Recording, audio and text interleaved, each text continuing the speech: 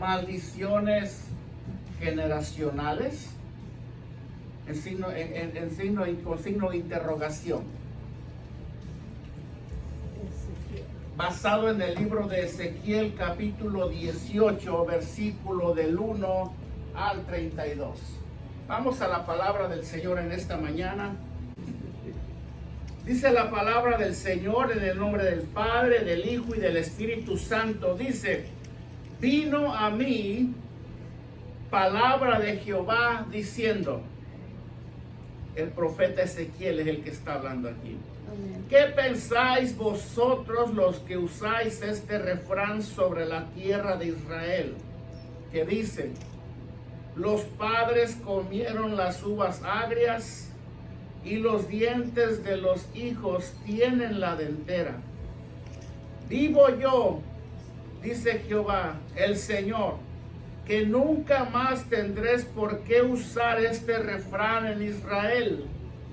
He aquí que todas las almas son mías, como el alma del Padre, así el alma del Hijo es mía. El alma que pecare, esa morirá. Uno de los principios, hermanos, fundamentales de la palabra de Dios se presenta en este capítulo. Amén. Vamos a tratar con la ayuda del Señor a aclarar un poco en cuanto a esta terminología que hoy en día es muy usado en muchos lugares y que, por cierto, es un principio o es un tema fundamental para la iglesia del Señor. Amén. Y es que, hermano, el juicio, de acuerdo a la palabra y como lo vamos a exponer en esta mañana, el juicio es conforme a la fe y a la conducta de cada individuo. Amén. O sea, ¿en qué va a estar basado el juicio de Dios para el hombre, para su iglesia? ¿En qué va a estar basado? Va a estar basado conforme a la fe de la persona, conforme a la conducta de la persona por esa fe que obtuvo. ¿Ok? En esta porción, hermano, tenemos la discusión de Ezequiel sobre la libertad moral, ¿verdad? La responsabilidad de cada uno ante Dios. Hoy Ezequiel va a hablar acerca de la libertad moral. Y me recuerda mucho hace como 2 semanas atrás cuando hablamos de Eclesiastés. Él tocó también el tema de la moralidad, ¿se acuerdan? Así que Ezequiel, en una breve discusión sobre esta libertad, ¿verdad?, atribuye y pone sobre cada individuo la responsabilidad de cada uno delante de Dios. Amén. Exactamente cuando el gran problema de aquel entonces, cuando fue dada esta profecía, el problema más grande en ese entonces era la religión. Por causa de la desobediencia de los hijos de Israel, Dios traía juicios constantemente sobre ellos, donde todo lo que ellos comenzaban con Dios, terminaban destruyéndolo ellos mismos. Dios mismo, a través de los juicios que traía sobre la nación de Israel, sobre las naciones, ¿verdad? Porque no traía juicio ni trae juicio solamente sobre su pueblo, sino también sobre los que no son su pueblo. Es por eso que vemos tanta calamidad, tanta muerte, tanta destrucción, tantas muertes, tanta devastación. Porque no descartamos ni por un instante que muchas de esas cosas vienen y son parte de un juicio de Dios. Amén. Sobre las naciones, sobre este país.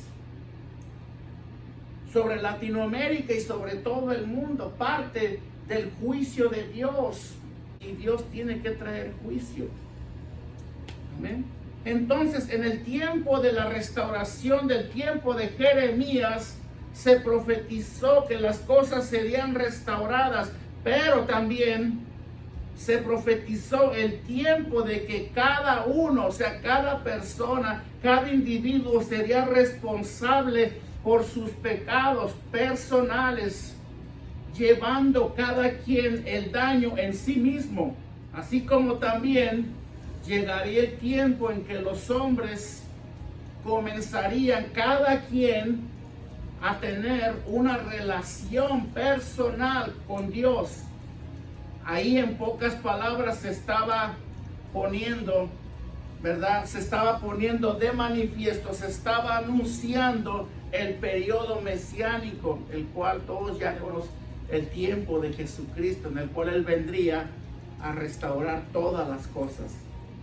Dice Jeremías capítulo 31, versículo 29 al 31, si lo leemos, dice: en aquellos días no dirán más, los padres comieron las uvas agrias y los dientes de los hijos tienen la dentera, sino que cada cual, dice Jeremías, cada cual morirá por su propia maldad. Los dientes de todo hombre que comiere las uvas agrias tendrán la dentera.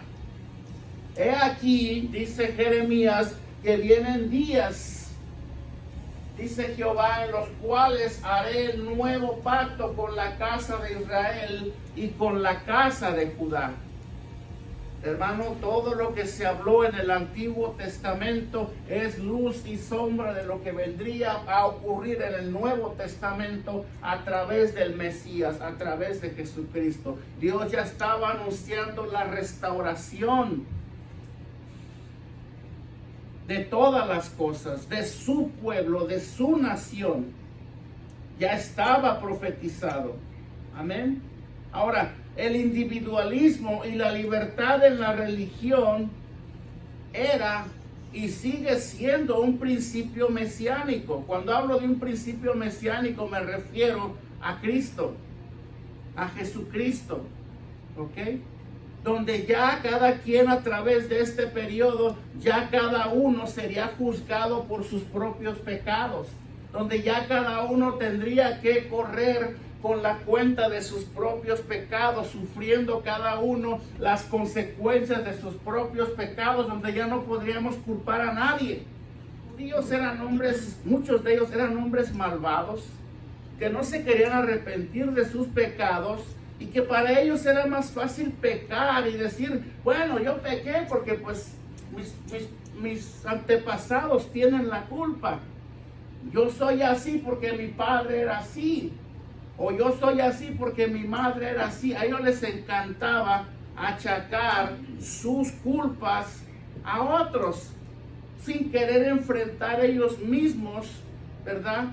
Las consecuencias de sus propios pecados. Y yo creo que esa modalidad o esa manera de pensar y de comportarse hasta hoy en día es muy común. Oye, ¿por qué vives la vida de esa manera? Pues es que así me enseñaron. Oye, pero no, es que mi padre también fue así. Yo soy borracho porque mi padre era un borracho también. Yo no aprendí nada bueno de él, porque yo voy a hacer lo bueno. O de mi madre, o de mis tíos, Entonces Dios, a través del profeta, Dios da la promesa en el versículo 2.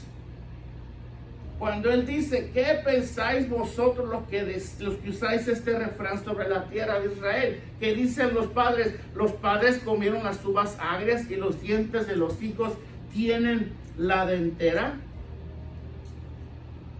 Amén. Era una forma de achacar el pecado y la culpa a los padres. Yo ya no corro con las consecuencias de mis pecados o de mis errores, porque alguien me enseñó. Sencillamente era muy cómodo decirlo así, ¿no creen? Ahora, el individualismo y la libertad en la religión era un principio mesiánico con Jeremías, pero Ezequiel O sea, esta palabra la había dicho Jeremías en el contexto del capítulo 17, perdón, 30, 29, 30 y 31, 31, 29 y 31, perdón. Ya lo había dicho. Entonces, Ezequiel ahora ya vive en ese nuevo orden de estas cosas. Y en el versículo 32, la situación no cambiaba en absoluto. Entonces Ezequiel vuelve a decir la promesa de parte de Dios en el versículo 12, las acabo de leer. Y Ezequiel retoma el problema en sí mismo que enfrentó Jeremías en aquel entonces. O sea, ahora a Ezequiel le tocó lidiar un poco más de cerca con este problema, con el pueblo y la nación de Israel.